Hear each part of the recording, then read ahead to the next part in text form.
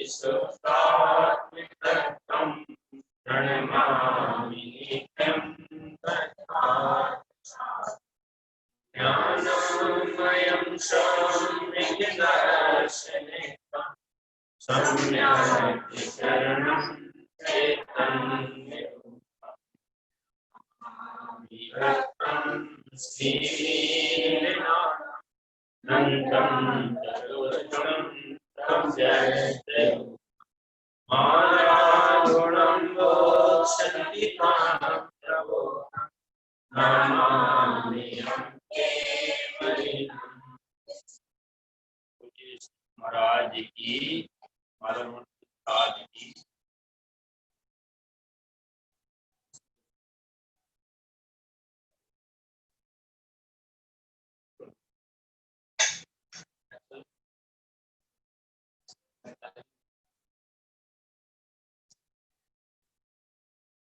श्री माला रमण आचार्य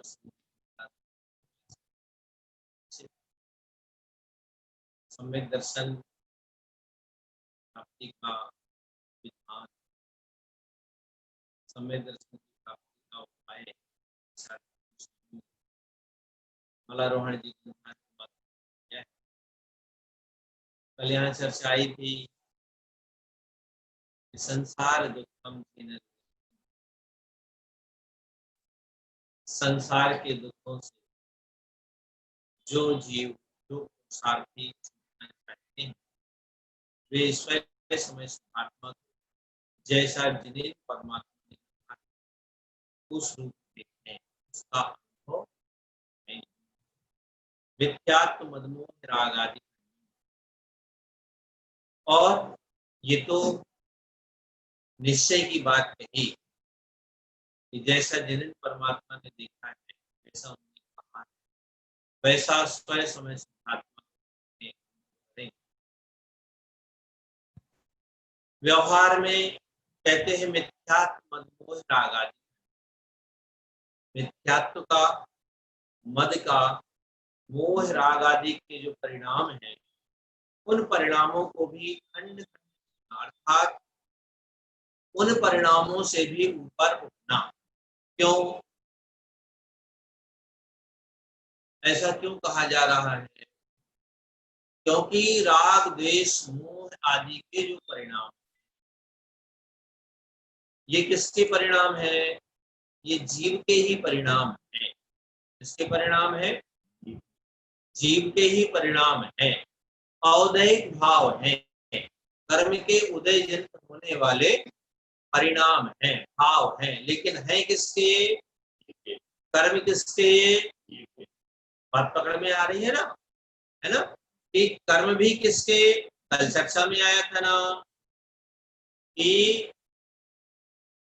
अनुपचरित असद्भूत व्यवहार नहीं, क्या है? उपचरित असद्भूत व्यवहार ने क्या है?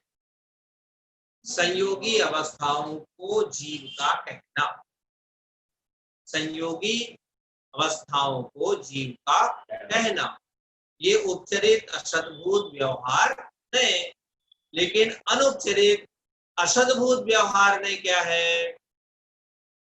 अनुपचरित असद्भूत व्यवहार ने वो व्यवहार है जिसमें जीव का संश्लेष संबंध, दूध पानी की तरह मिला हुआ संबंध, एक क्षेत्रागार रूप संश्लेष संबंध होता है। ये किसका है? जीव के साथ शरीर, है ना।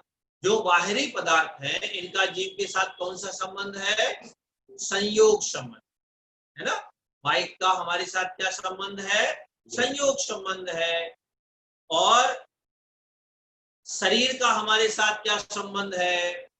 संश्लेष। क्या संबंध है? संश्लेष संबंध। किसका संबंध है? शरीर का और आत्मा का। कौन सा संबंध है? संश्लेष संबंध का मतलब एक में, संश्लेष मतलब एक में मिला हुआ, बिल्कुल भेद नहीं है। जहां आचार्य ने उदाहरण दिया ना व्यवहार में दूध पानी की तरह, जैसे दूध पानी एक में एक मिला हुआ होता है, भेद उसमें नहीं रहता है, इसी तरह से आचार्य कहते हैं कि आत्मा का शरीर के साथ कौन सा संबंध है? संश्लेष संबंध है। कौन कौन से शरीर के साथ? पांचों प्रकार के शरीर के साथ। देखो, एक अपन ने कई बार चर्चाओं में सुना होगा, क्या सुनते हैं? ये अनुपचरित असद्भुत व्यवहार में हमें कई परिकल्पनाओं का निराकरण करता है, कई प्रकार की मिथ्या मान्यताओं से हटाता है। कैसे हटाता है? जैसे 5 प्रकार के शरीर हैं, कौन कौन से? औदारिक, पैक्रियक, आहारक, तेजस और कारमान। तो औदारिक शरीर क्या है? जिसमें हड्डी, मांस, मज्जा आदि पाया जाता है, वो कौन सा शरीर कहलाएगा? औदारिक शरीर है। वैक्रियक शरीर देवों का और नारकियों का कौन सा शरीर पाया जाता है? वैक्रियक शरीर होता है। वैक्रियक रिद्धि अलग है और वैक्रियक शरीर अलग है। रिद्धि एक अलग चीज हो जाती है, विक्रिया रिद्धि, जिससे शरीर या शरीर का कोई अंग क्या होता है? बढ़ जाता है, छोटा या घट या ज्यादा हो सकता है, वो वैक्रियक रिद्धि है। लेकिन देवताओं और नारकियों का जो शरीर होता है वो सूक्ष्म पुद्गल के परमाणुओं से बना होता है, और उन पुद्गल के परमाणुओं में ऐसी शक्ति पाई जाती है, ऐसी योग्यता पाई जाती है कि उनको खंड खंड कर दिया जाए, फिर भी मिलाने पर वो एक हो जाए, ऐसी शक्ति उसमें पाई जाती है। जैसे पानी है, तो पानी के ऊपर खंड खंड कर दो, फिर मिला दो तो मिल जाता है ना, एक ही हो जाता है ना। इसी तरह से सूक्ष्म परमाणुओं से मिलकर जो वैक्रियक शरीर बना हुआ है उसे भी खंड खंड कर देते हैं, फिर मिला देते हैं तो एक हो जाता है। तो देवताओं और नारकियों का कौन सा शरीर है? वैक्रियक शरीर। कई जगह ये प्रश्न आता है कि जो वैक्रियक शरीर है उसे जब हम खंड खंड कर देते हैं, मान लो शरीर है, खंड खंड कर दिया, मान लो 10 खंडों में बांट दिया वैक्रियक शरीर को, तो आत्मा 10 खंडों में बट जाएगा कि नहीं बटेगा?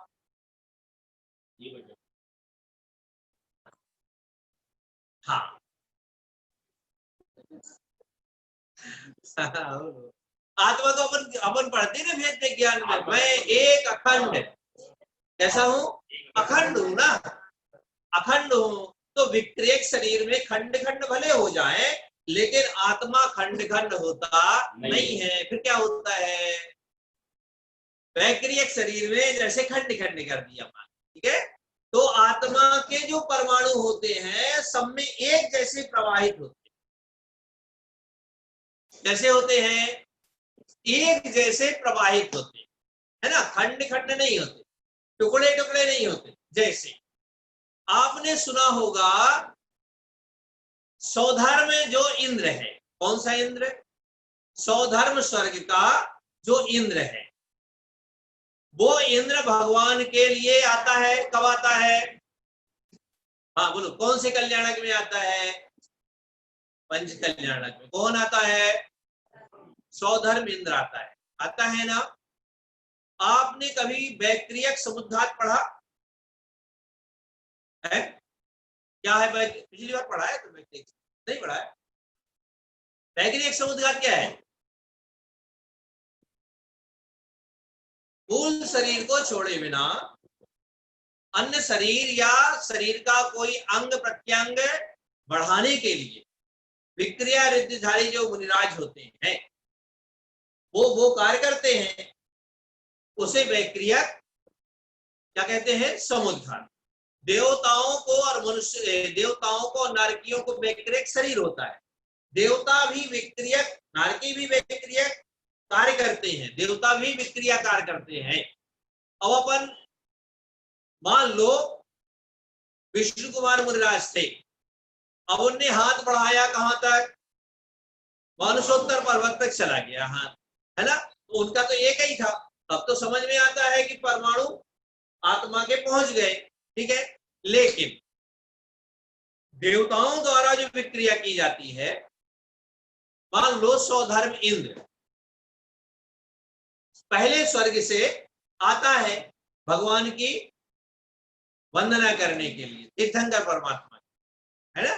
तो मूल शरीर कहाँ रहेगा? मूल शरीर सहित आता है कि उत्तर शरीर सहित आता है? उत्तर शरीर सहित आता है। मूल शरीर तो नहीं तो उनके सिंहासन पर कोई दूसरा, लेकिन ऐसा होता नहीं है ना। उनका कौन सा शरीर आएगा? उत्तर शरीर आएगा, जिसे हम वैक्रियक शरीर भी कहते हैं, विक्रिया द्वारा। आपने सुना होगा एक आंख नहीं 1000 आंख कर लेता है, और एक विक्रिया नहीं हजारों विक्रियाएं कर लेता है। मतलब मूल शरीर वही रहता है, यहां पर वो हजारों विक्रिया से हजारों शरीर बना लेता है। एक शरीर में नृत्य करता है, एक में मृदंग बजाता है, एक में अन्य अन्य विक्रियाएं करता है। अलग अलग शरीर, अलग अलग शरीर में अलग अलग विक्रियाएं करता है। मान लो एक में नृत्य कर रहा है, क्या कर रहा है? नृत्य कर रहा है। एक में मृदंग बजा रहा है। कार्य दोनों में एक साथ चल रहा है। तो आत्मा के जो प्रदेश हैं, तो आत्मा जैसे एक शरीर है, मान लो, जैसे मान लो दो शरीर, एक ये शरीर ये नृत्य कर रहा है, और एक ये शरीर है ये मृदंग बजा रहा है, और दोनों मान लो आधा आधा किलोमीटर की दूर पे है, ठीक है।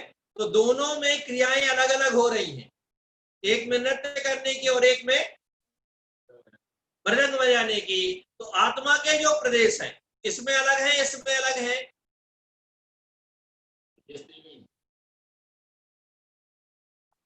हाँ बोलो।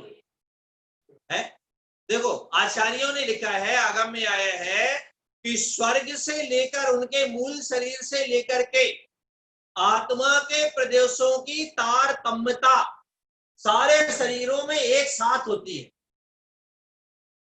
वहां से प्रदेश फैले हैं पूरे, कहां तक? जितने शरीर है सब में आत्मा के प्रदेश एक जैसे हैं। क्यों?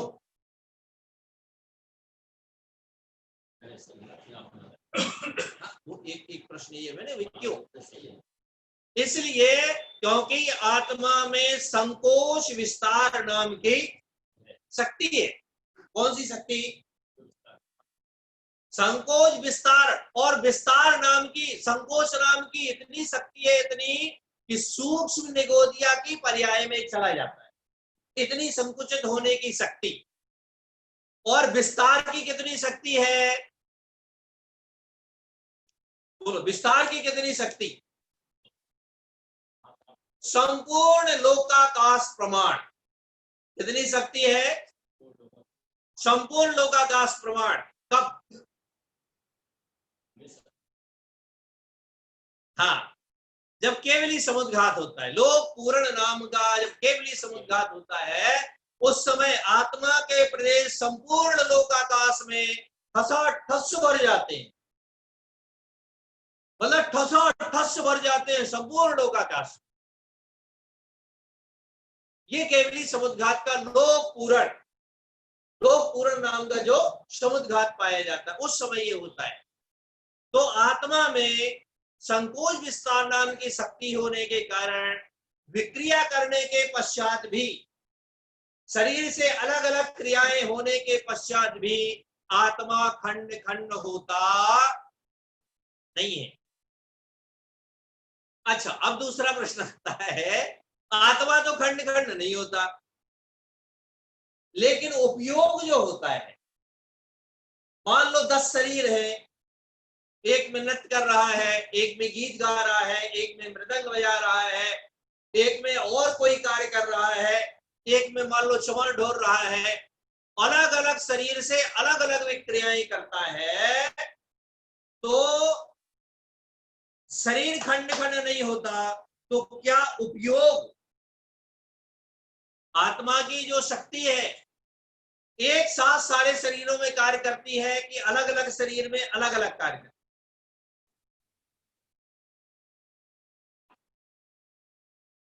हाँ बोलो भाई, दो ही तो है, अलग अलग बोल दो या एक साथ बोल दो।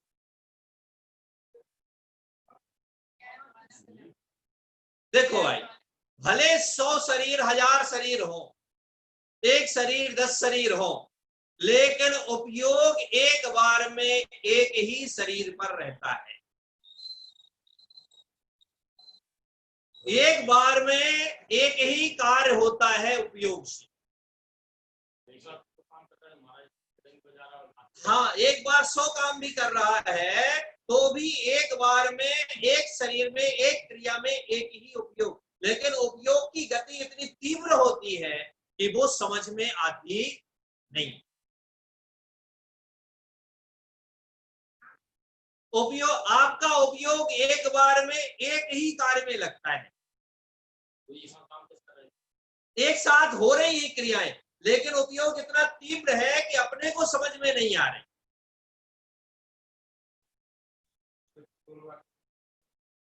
लेकिन एक बार में एक हाथ में ही उपयोग जाएगा, लेकिन गति तुरंत होती। उपयोग की इतनी तीव्र गति है, इतनी तीव्र गति है उपयोग। अरे मन की गति इतनी तीव्र है, फिर उपयोग की गति कितनी तीव्र। अभी आप यहां बैठे हैं, आप कितनी जल्दी विचार कर सकते हैं, आप याद करके देख लीजिए, भोपाल, औरंगाबाद, जितना सोच सको। शब्द में तो देर भी लगती है, लेकिन मन को पलटने में देर नहीं लगती, और जितना मन पलटता है उससे भी तीव्र गति होती है किसकी, उपयोग इतनी तीव्र होती है।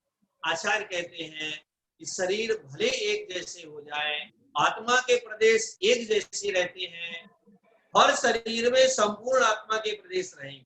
ऐसा मत सोचना एक में ज्ञान के प्रदेश पहुंच गए, एक में दर्शन के पहुंच गए, ऐसा नहीं होगा। लेकिन उपयोग एक बार में एक ही जगह कार्य करता है, सब जगह वो कार्य कर सकता नहीं है, लेकिन तीव्र गति होने के कारण जीवों को समझ में आता नहीं है। उपयोग, आपका उपयोग जैसे शतावधानी हो, कौन थे शतावधानी, श्रीमद राजचंद्र क्या थे, शतावधानी। एक साथ कितने कार्य करते थे, 100 कार्य कर सकते थे। जैसे मान लो 64 भी खेल सकते थे, लिख भी सकते थे, पढ़ भी सकते थे, और जो जो उनके, और मान लो ताश भी खेल सकते थे, एक साथ 100 कार्य कर सकते। आप कितने कर सकते हैं, हाँ श्रीमद राय से शतावधानी, आप कितने कार्य कर सकते हैं, आप भी कार्य कर सकते हैं एक साथ 2, जैसे अभी ये कहा लिखा, 2 कार्य एक साथ हो रहे हैं, लेकिन उपयोग 2 नहीं। गति इतनी तीव्र है कि एक बार में एक ही जगह उपयोग लगता है। उपयोग की अपेक्षा कार्य कई हो सकते हैं, लेकिन उपयोग एक बार में एक। आत्मा के प्रदेश, चलो ये तो हो गया अपना वैक्रियक शरीर का। हेलो महाराज जी, शतावधानी व्यक्ति वह होता है जो 100 बातों को एक साथ बोल सकता है। एक बल है, एक बार में सुन के। क्या है, एक बल है, और उपयोग आत्मा का लक्षण है। उपयोग आत्मा की शक्ति है, मन एक बल है जो उपयोग से संचालित होता है। ये 10 प्राण होते हैं ना, 10 प्राण कौन कौन से,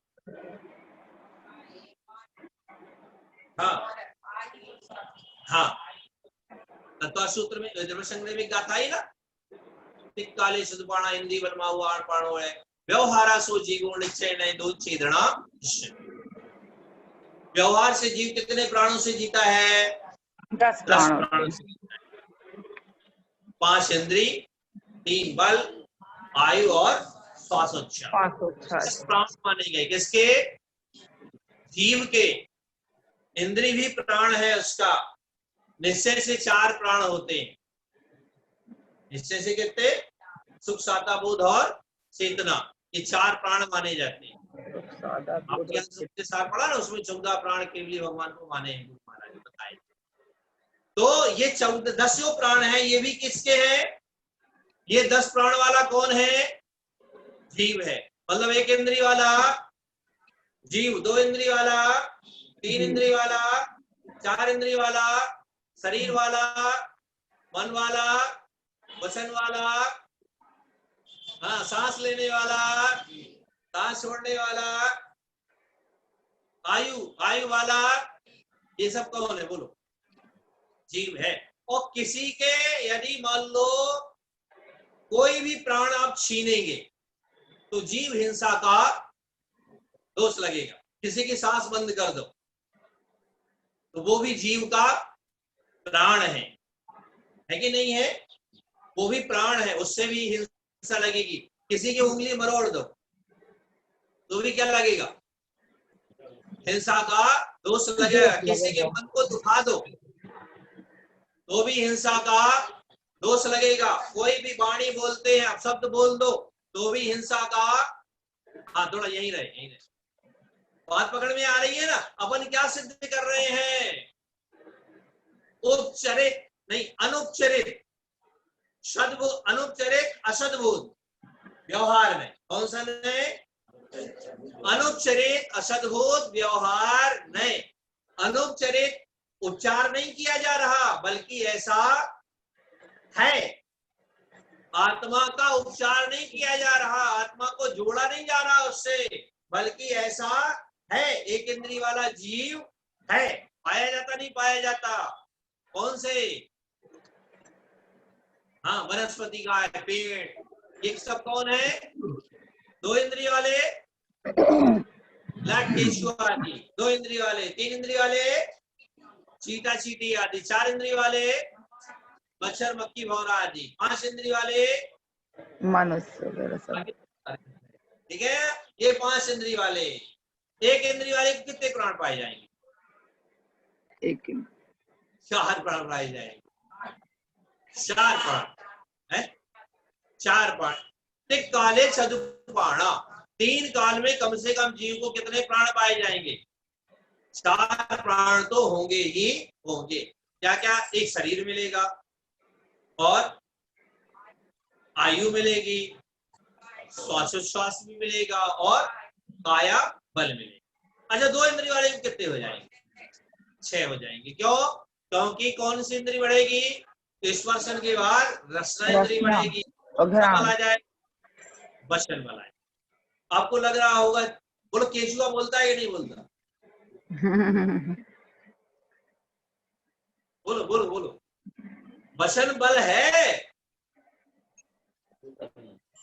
अरे तो वचन बल कैसे है? आपको सुनाई नहीं दे रहा, लेकिन आचार्य ये आगम कह रहा है कि जब उसके पास दो इंद्रियां हैं, कितनी इंद्रिय है? स्पर्शन और रसना है, तो रसना इंद्रिय के साथ कौन सा बल मिलेगा? वचन बल मिलेगा। बोलता है कि नहीं बोलता? यही है बस। वचन बल है मतलब उसके पास वर्गणा है, तब तो वचन बल मिला उसको। और यदि नहीं माना जाए तो वचन बल फिर 5 ही रह जाएंगे ना, 6 नहीं। इसलिए है उसको। यही तो जैन दर्शन की विशेषता है। हम अपने अनुसार घटाते हैं, वैज्ञानिक के अनुसार घटाते हैं। एक जगह हमने पढ़ा था, चींटी कितने इंद्रिय जीव है? 3 इंद्रिय जीव है। कितने इंद्रिय जीव है? बहुत पहले एक बार हमने पेपर में पढ़ा था, चींटी की 5 नाक होती। पेपर में दे दिया, हमने खोज लिया। अपनी कितनी होती है? कितनी होती है? 2 है, एक, लेकिन है ना? तो ऐसा तो अब वैज्ञानिकों ने खोज लिया होगा अपने तरीके से, लेकिन एक है, वहां 2 माना जा सकता नहीं है ना? 2 नहीं मान सकते आप, 5 नहीं मान सकते आप, है तो एक ही, क्योंकि एक ही इंद्रिय हो सकती। एक इंद्रिय 2-2 3-3 नहीं हो सकती। तो इस तरह से तो एक इंद्रिय, 2 इंद्रिय, 3 इंद्रिय, 4 इंद्रिय, 5 इंद्रिय जो जीव राशि है, ये भी जीव है। क्या है ये? इनमें जीव की मान्यता करना, इनमें जीव राशि को मानना, ये अपने को कौन सिखाता है? हाँ, कौन सा व्यवहार है? अनुपचरित असद्भूत व्यवहार में। उपचार नहीं बल्कि ऐसा है। ऐसा न माना जाए तो क्या दोष आएगा? हिंसा आदि का दोष सिद्ध होगा। ये क्लियर हो गया? चलो, अपने कितने शरीर हो गए? औदारिक हो गया, अब कौन सा है? आहारक शरीर। आहारक शरीर में भी आत्मा के प्रदेश होते हैं। आहारक शरीर को भी आत्मा माना जाता है। यह आहारक शरीर कब होता है? जब केवल ज्ञानी महामुनिराज के मन में कोई जिज्ञासा पैदा होती है, तो वो जिज्ञासा को शांत करने के लिए श्रुत केवली और केवल ज्ञानी के पाद मूल में जाने के लिए मस्तक से एक हाथ का जो पुतला निकलता है शुभ्रवर्ण सफेद कलर, उसे कौन कहते हैं? आहारक शरीर। वो आहारक शरीर कहलाता है। और उसके साथ कौन रहता है? शरीर भर रहता है कि आत्मा भी रहता है?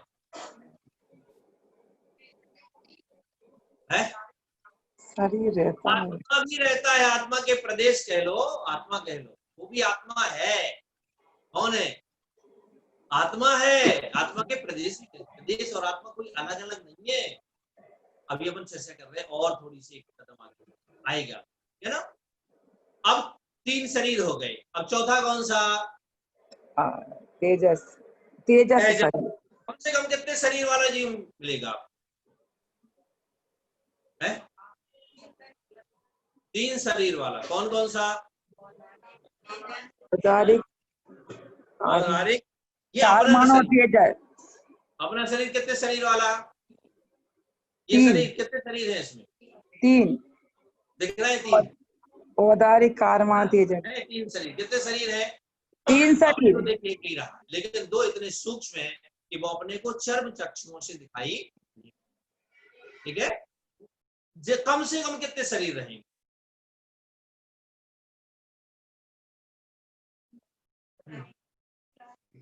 कम से कम कितने? 3 पक्का, इससे कम नहीं हो सकता। कम से कम 2 शरीर रहते हैं, तेजस शरीर और कब? विग्रह गति में कब होते हैं? अब अपन इसको थोड़ा सा समझते हैं। देखो, विग्रह गति में क्या होता है?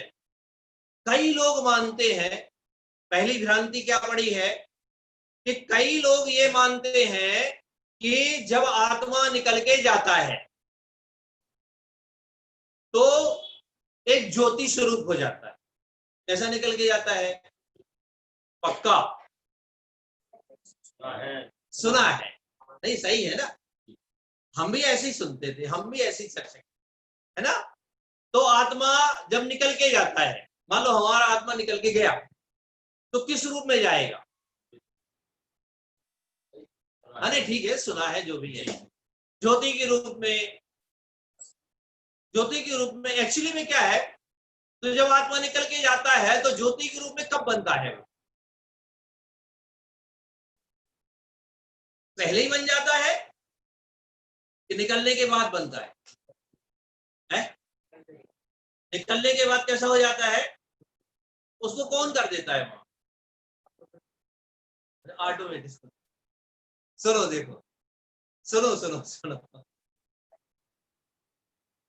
आत्मा जब जिस शरीर को भी छोड़ता है, यदि आत्मा ज्योति के रूप में निकल कर जाता हो तो क्या दोष आएगा? सुनो, यदि आत्मा ज्योति के रूप में निकल कर जाता हो तो एक दोष पैदा ये होगा कि जब सिद्ध भगवान जाएंगे तो ज्योति स्वरूप है। क्योंकि जब एक आत्मा ज्योति स्वरूप निकल सकता है तो सारे आत्मा निकल सकते हैं। फिर ये दोष आ जाएगा कि सिद्ध परमात्मा शरीराकार लेकिन शरीर से भिन्न नहीं, बल्कि कैसे हैं? ज्योति स्वरूप होते हैं। फिर ये गाथा खंडित हो जाएगी कि किंचूर्णा अट्ठगुणा चरम देह दो सिद्धा। किंचूर्णा अट्ठगुणा चरम देह दो सिद्धा। किंचूर्णा मतलब किंचित न्यून, किससे? चरम देह दो, अंतिम चरम शरीर से। किंचूर्णा किंचित न्यून, 8 गुणा 8 गुणों से युक्त हो। किंचूण अट्टुगुणा चरम देह दो सिद्धा। सिद्ध परमात्मा कैसे होते हैं? अंतिम चरम शरीर से किंचित न्यून, जो ये शरीर है इससे किंचित न्यून। किंचित न्यून क्या मतलब? ये ऊपर की परत अलग। अपन अपनी भाषा में, आगम की भाषा में तो किंचित न्यून ही मानना है ना। उतने उसको छोड़ करके किंचित न्यून, उसके बाद जितना भी है आत्मा, वो सारा का सारा आत्मा सिद्धालय में पहुंच जाता है अंतिम चरम शरीर से किंचित न्यून। जब सिद्ध परमात्मा अंतिम चरम शरीर से किंचित न्यून अवस्था में वहां रहते हैं, तो सामान्य जीव भी जब शरीर का त्याग करेगा तो किस रूप में करेगा? अंतिम चरम शरीर का मतलब होता है जिस शरीर से सिद्ध होते हैं, वो अंतिम चरम शरीर कहा जाता है। लास्ट का शरीर, चरम शरीर ही होते हैं ना, चरम शरीर। तो वो लास्ट का जो शरीर होता है, क्योंकि उसी शरीर से सिद्ध हुए हैं, तो इसलिए उसे अंतिम चरम शरीर। तो अंतिम चरम शरीर से किंचित न्यून जब सिद्ध हो सकते हैं, तो सारे जीव भी, सारे के सारे जीव किस रूप में निकल कर जाएंगे? आत्मा, आत्मा, चींटी का आत्मा किस रूप में? चींटी शरीर रूप में। मनुष्य का आत्मा, गाय का आत्मा, शरीर। अच्छा चलो एक चीज ये पक्की आ गई ना, जिस शरीर है उसी शरीर के आकार के प्रदेश रहते हैं। किस आकार के रहते हैं? जिस शरीर के आकार में निकलकर आत्मा गया, उसी आकार में उसके शरीर रहते हैं। कहां रहते हैं? विग्रह गति में। कहां रहते हैं? ये गत्यानुपूर्वी की अवस्था है, अगली गति के पहले की अवस्था। यहां एक चीज और आती है, देखो इसमें एक रहस्य है। क्या रहस्य है? हाँ नहीं सही है ना, एक रहस्य है। क्या रहस्य है इसमें? कि जैसे मान लो हम गए, आपको काय को गए, हम ही कह लेते है ना। आपको कोई कहेगा भैया उन्होंने तो हाँ इसको बोल दिया है सब, है ना। अपन दूसरी लगा, चलो अपन अपने लिए लेते। मान लो समाधि हो रही है, अब समाधि हम तो लेंगे समाधि। मान लो शरीर अब बैठे बैठे ले रहे हैं, तो आत्मा सीधे हो जाएंगे, बैठे बैठे जाएंगे। हाँ ये ध्यान रखना, ठीक है ना। ऐसा ऐसा ना सोचना कि खड़े हैं तो शरीर आकार, ठीक है ना, लेकिन बैठे बैठे भी शरीर आकार है, लेटा है तो भी शरीर आकार है, खड़ा है तो भी शरीर आकार है। हाथ मान लो ऐसे हो जाए तो आत्मा ऐसे ही जाएगा। ऐसा मत सोचना कि वो सीधा कर लेगा। अंतिम जो शरीर, मतलब ये जो शरीर है, जब भी ये आत्मा शरीर का त्याग करता है तो शरीराकार ही रहता है। लेकिन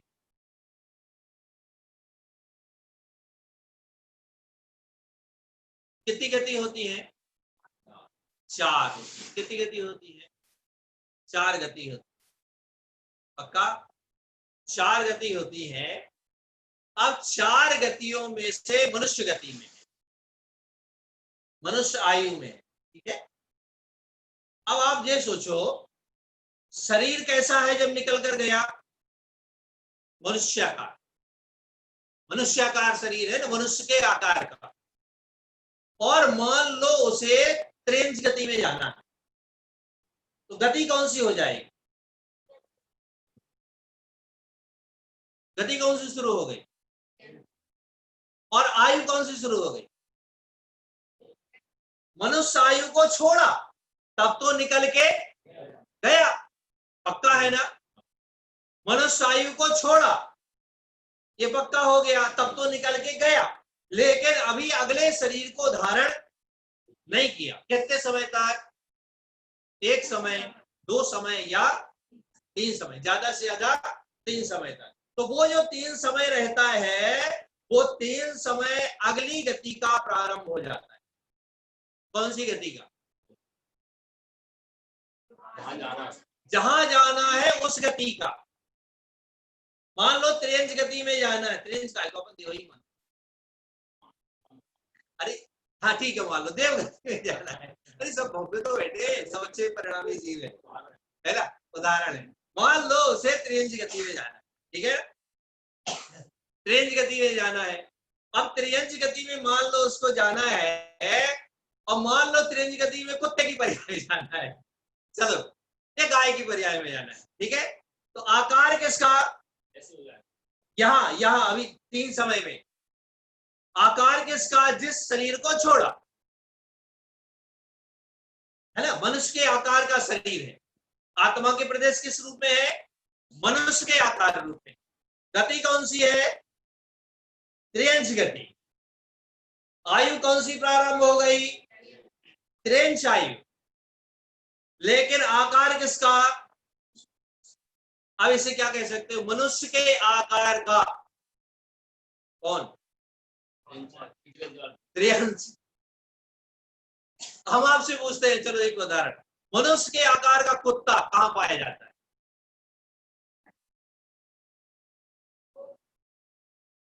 अभी तो सारा समझा दिया। विग्रह गति में कहां पाया जाता है, मनुष्य के आकार का, कुछ भी कह दो, मनुष्य के आकार का गाय, मनुष्य के आकार का घोड़ा कहां पाया जाता है, मनुष्य के आकार का गधा।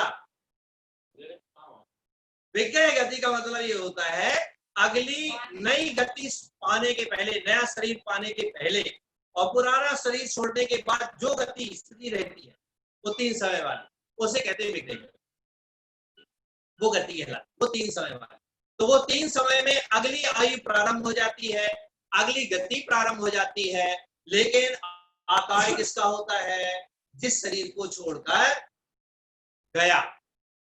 आया, क्लियर हो गया ना, एक बात तो क्लियर हो गई, ठीक है ना। ये अपने भ्रम में अपने दिमाग से ये निकाल दो कि आत्मा निकल कर जाएगा तो कोई ज्योति स्वरूप कहता है, कोई बिंदु स्वरूप कहता है, कोई कुछ रूप में मानता है, कोई ओम स्वरूप मान लेता है, वो जब निकल कर जाता है तो ओम स्वरूप जाता है।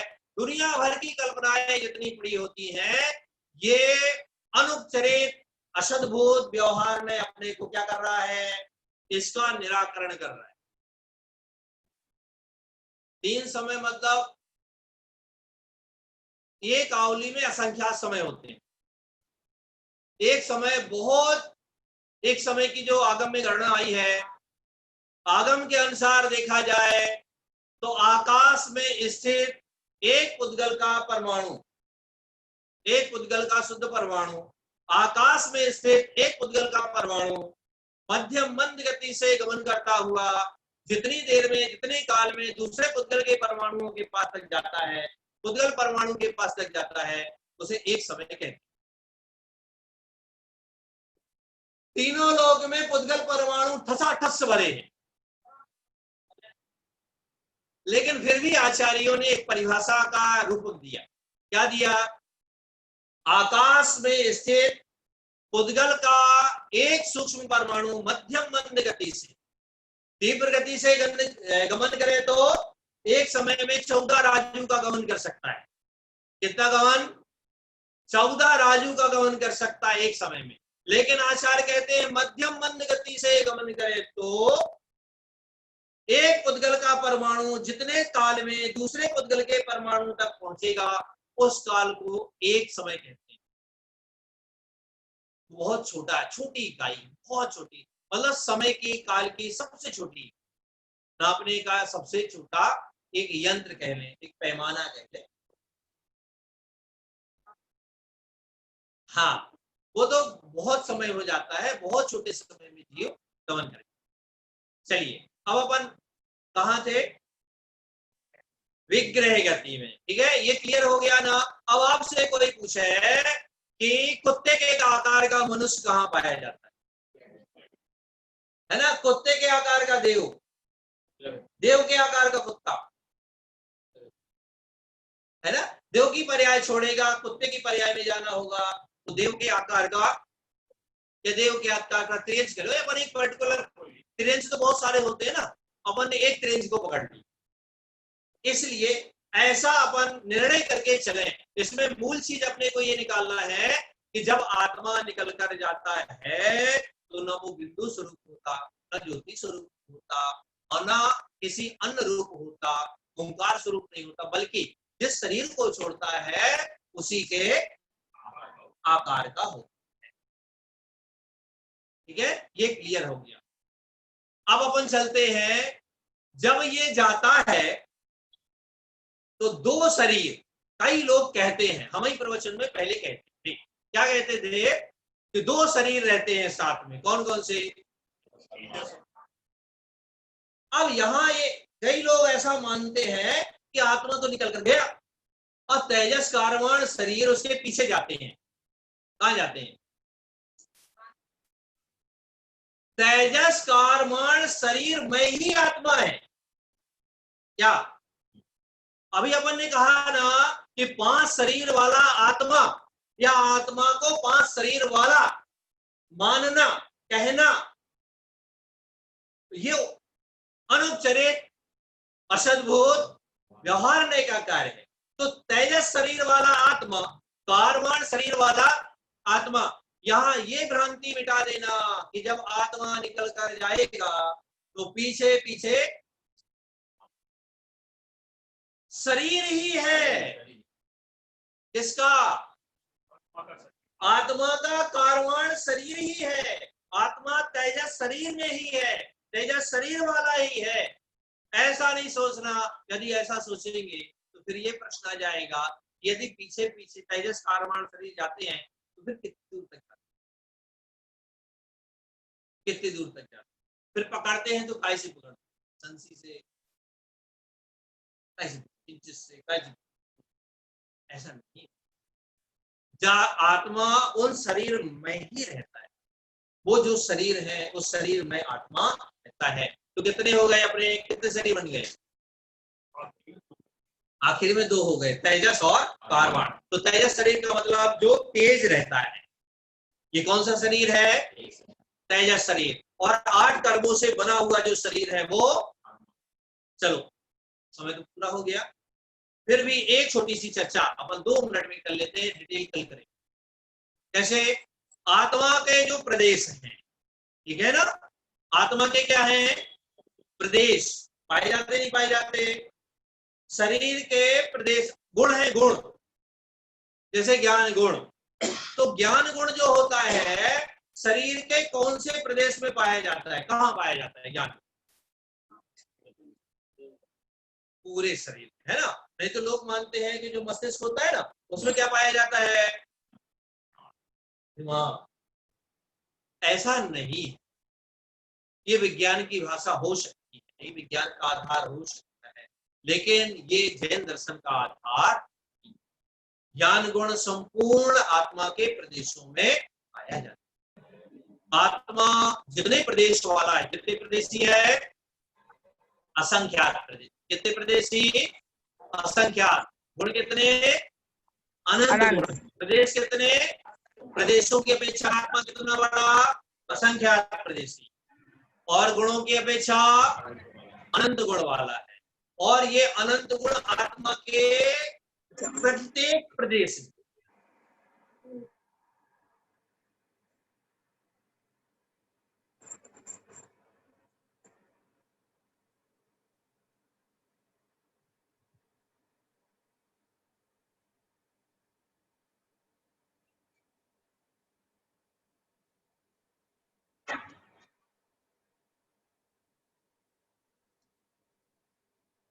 जितना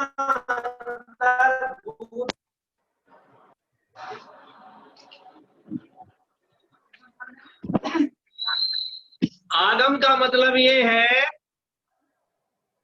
आगम का मतलब क्या? दूध, है ना। और अध्यात्म का मतलब, अध्यात्म का मतलब ताकत। आगम में से मूल चीज को ढूंढना, मूल वस्तु की खोज करना, ये अध्यात्म। आगम में प्रयोजनी कार्य सिद्ध कर लेने का नाम अध्यात्म। आगम में क्या खोजना? अपना प्रयोजनी कार्य। जैसे आप भोपाल गए तो आपने अपना प्रयोजनी कार्य कर लिया, है ना? तो भोपाल के वर्णन में अपना घर ढूंढ लेना, या पिपरिया में इसको ढूंढना। पिपरिया हो गया आगम और अपना घर हो गया अध्यात्म। तो पूरे ग्रंथों में, पूरे आगम में इसको ढूंढना, आत्मा को ढूंढ लिया, आत्मा को पा लिया, आत्मा का श्रद्धान कर लिया, तो हो गया अध्यात्म, ताकत, है ना? तो ये कहलाता है अध्यात्म। इसलिए अपने को अपना प्रयोजनी कार्य करना है। ठीक है? और किसी का कोई प्रश्न हो? अब हमें महाराज जी जयतारण चरण स्पर्श। हाँ जी जयतंत्र जी। महाराज जी पहले अपने ना ज्ञान अने उपयोग में क्या चीज पहले आती है? कि जानना पहले आता है कि देखना? अने किसी चीज वस्तु को अने एक साथ कैसे अपन समझ सकते हैं कि पहले ज्ञान हो रहा है, दर्शन हो रहा है? सदमस्त जीवों को दर्शन पूर्वक ही ज्ञान होता है। केवल ज्ञानी को ज्ञान दर्शन एक साथ वर्ता है, लेकिन जितने भी सदमस्त जीव हैं उन सबको पहले दर्शन होता है, फिर ज्ञान होता है। पहले अपन देखते हैं या महसूस करते हैं। दर्शन का मतलब है वस्तु का सामान्य प्रतिभास, चाहे इंद्रिय द्वारा हो चाहे अन्य इंद्रिय मन के द्वारा हो, जो प्रतिभास है उसका नाम है दर्शन। और उसके बाद उसे जो विशेष जानना होता है वो कहलाता है ज्ञान। जी जी। पहले दर्शन होता है फिर ज्ञान होता है। सदमस्त जीवों को दर्शन पूर्वक ज्ञान होता है। केवल ज्ञानी को दर्शन ज्ञान का कोई भेद नहीं, बल्कि एक साथ वर्तता है। जी जी जयतारण। हाँ जी महाराज जी चक्षु दर्शन अचक्षु दर्शन समझना है। चक्षु दर्शन का मतलब ये होता है कि चक्षु इंद्रिय के द्वारा ज्ञान होने के पहले वस्तु का जो सामान्य प्रतिभास है वो चक्षु दर्शन। जैसे जैसे जैसे मान लीजिए घड़ी, तो घड़ी देखने मतलब घड़ी का ज्ञान होने के पहले जो घड़ी का सामान्य प्रतिभास हुआ दृष्टि में चक्षु इंद्रिय द्वारा, वो कहलाएगा चक्षु दर्शन। और अचक्षु दर्शन का मतलब है चक्षु इंद्रिय को छोड़कर अन्य इंद्रिय और मन द्वारा जो वस्तु का सामान्य प्रतिभास होता है वो कहलाता है अचक्षु दर्शन। आत्मा पे कैसे घटाएंगे उसको? है आत्मा से कैसे जोड़ेंगे चक्षु दर्शन और चक्षु दर्शन? आत्मा, यदि आत्मा के मूल स्वभाव को लेंगे तो वहां भेद नहीं रहेगा। वहां गुण का, गुणी का, पर्याय का कोई भेद नहीं है। लेकिन अपन इंद्रिय वाला जो जीव मानते हैं ना, उसमें अपन भेद करते हैं चक्षु चक्षु दर्शन आदि के, क्योंकि चक्षु चक्षु दर्शन इंद्रिय द्वारा सिद्ध होता है। चक्षु मतलब चक्षु इंद्रिय, इंद्रिय द्वारा ही चक्षु दर्शन सिद्ध हो जाएगा, होगा। और अचक्षु दर्शन मतलब चक्षु इंद्रिय को छोड़कर अन्य दर्शन, अन्य इंद्रिय के और मन के द्वारा जो दर्शन होगा उसमें सिद्ध होगा। आत्मा में, आत्मा के मूल स्वभाव में जाएंगे तो नहीं होगा। ये माध्यम है, ऐसा रहता है जी। और मिलेंगे तो और चर्चा करेंगे डॉक्टर साहब। जी जी महाराज जयतारण। हाँ जी, और कोई? हेलो महाराज जी। हेलो महाराज जी जयतारण करण। तो इसको छुआ तो ये मान लो कठोर है, तो कठोर होने के पहले इसका जो प्रतिभास हुआ है, कठोर तो बाद में चला ना, पहले तो स्पर्श हुआ ना। तो स्पर्श इंद्रिय के द्वारा जो वस्तु का प्रतिभास हुआ, इसको छुआ, बर्फ को छुआ, तो बर्फ कैसा लगा?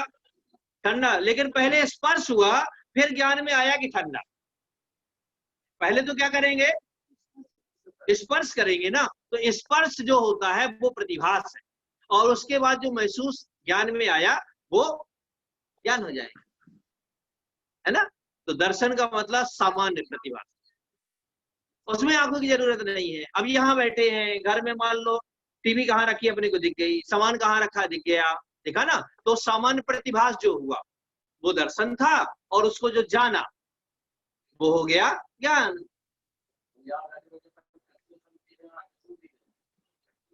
चक्षु, चक्षु में तो दिख रहा है, हाँ अचक्षु है, हाँ हाँ कई काम हो सकते हैं। अवध ज्ञान हो जाए तो अवध दर्शन भी काम करेगा, वो भी काम करेगा, वो तो वर्तमान भूत भविष्य सब देख सकते हो उसमें, द्रव्य क्षेत्र काल भाव की मर्यादा से। बढ़िया है, अच्छा है, करो। हाँ जी, हाँ जी, और कोई? हेलो महाराज जी। हाँ जी, जय तारण तारण। महाराज जी, जो शरीर होते हैं पांचों प्रकार के, तो आवाज वो मनुष्यों में ही होते हैं कि मुनियों में? क्या? हाँ जी, क्या पूछ रहे हैं महाराज जी, आप? जो 5 प्रकार के शरीर, हाँ जो शरीर होते हैं, हाँ, तो वो मनुष्यों में होते हैं कि प्रत्येक जीव में होते हैं? देखिए दो शरीर तो हर जीव में पाए जाते हैं, तेजस और कार्बन। मनुष्य में औदारिक शरीर रहता है, देवता और नारकियों में वैक्रिक शरीर रहता है, मनुष्य त्रियंशों में औदारिक शरीर होता है, और रिद्धिधारी जो मुनिराज होते हैं उनको आहारक भी हो जाता है, मतलब उनको 4 शरीर हो जाएंगे, है ना? जी जी महाराज। उनको कितने शरीर हो जाएंगे? 4 से। अब विक्रिया भी हो जाए तो शरीर नहीं माना जाता, लेकिन हाँ शरीर मान भी सकते हैं उसको अपेक्षा से, लेकिन ये हर गति की अपेक्षा अलग अलग। जी चलिए। महाराज।